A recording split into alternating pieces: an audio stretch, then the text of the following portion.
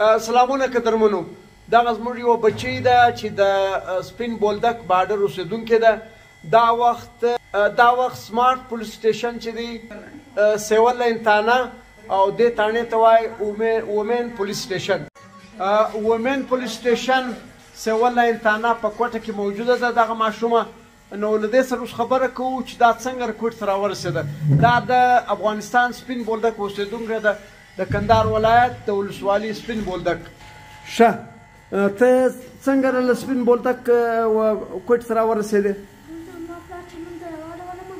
ګاډي کې کښېنولم هلته ولاړ شم ستا ماما هلته ناست دی په کوټه کې هغه چې زه راورسېدم نه و ناست. ښه د سپین بولدک څه و چمن ته پلار راورسولې په پولډر کې کښېنولې چې ته کوټ ته ولاړ شه ماما ستا چیر دی؟ په دلته په دغه اډه کې درته ناست دی. دلې په کوټه کې اوس ستا ماما څه نومېږي؟ قبله.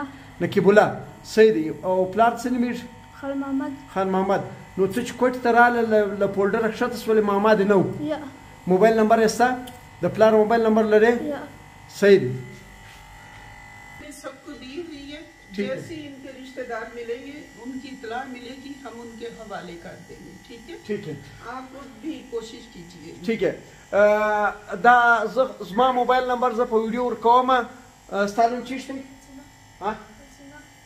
رزینه حسینه یې نوم دی. په کوټه کې ده په سیول لاین تانه وومین پولیس سټیشن کې ده.